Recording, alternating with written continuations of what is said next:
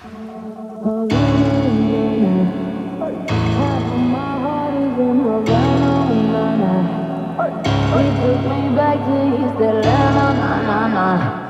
you. Yeah. So one thing that I really want to talk about is keeping morale up at your company, and in your family. So I think that you and I are positive people. So I think it's important to note kind of the role that you play either in your children's lives because they're watching you, or in your employees' lives because they're also watching you to, follow your lead and how to keep morale up. Sure. So I think at work, we've continuously stayed positive. We've kept people informed on every single thing that we're doing along the way, right?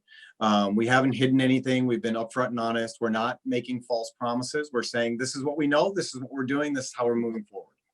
And that's what we're doing. There was 2 or 3 weeks where I was working from home.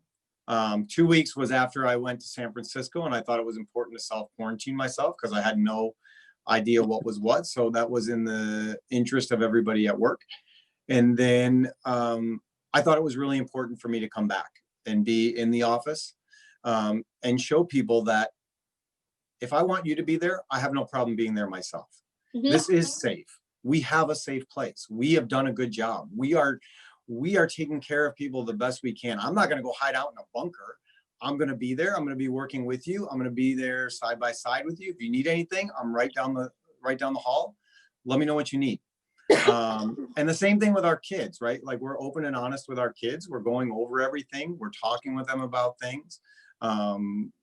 We're doing things as a family. Mm-hmm. We're outside playing. We're sitting and watching movies together and TV together. And, we're not focusing on doom and gloom. We're talking about the positive stories. I was talking to somebody yesterday who told me that their 98-year-old grandfather 98-year-old grandfather just beat the disease. So it's not a death sentence. Being old is not a death sentence. I've heard of more people making it through this than mm-hmm. not. What are you guys doing? So we've kind of, my dad and I have divided and conquered. So he's staying in with the shop. And then just like you say, if you're going to be here, I'm going to be here. Our whole team wants to be in the office. Yeah. So, I'm here to show that, trust me, I want to be in the office and seeing people as well. I have not actually left foot from my house other than to go for a walk now in a week and a half. Before I was I'd have to go into the shop and get something, but this has been a week and a half of these are the walls of my existence. Yeah. But with the work from home team, I've kind of taken that because it's a totally new ball game. And, we connect every single morning. We do Grateful Fridays, which we used to do in the shop. We're doing it virtually. And then we're a big family and we miss the heck out of each other. So we do a virtual happy hour on Friday. Last week we played trivia. The top 3 people got lunch on WT. We've got puzzles. That's the benefit when you all work there. Yeah.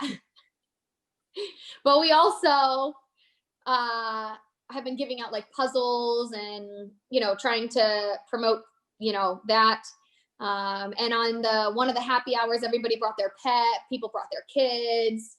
So nice. We're trying our best. We're trying to support local companies. So we've got local, one of the employees' moms, she makes cleaning supplies. She makes all natural cleaning supplies, but she's kind of shifted into making hand sanitizers and sanitizing wipes. So purchasing from her. There's a local catering company we use, purchasing lunch from them. Another one of our employees' daughters is sewing masks. She's a teacher and gym and Pure Barre instructor. She's out of both jobs, so she's sewing these masks. So we're purchasing masks from her. So trying to support. Tell you what, go out and help somebody, and it'll change your attitude. That immediately shifts how I feel. 100%.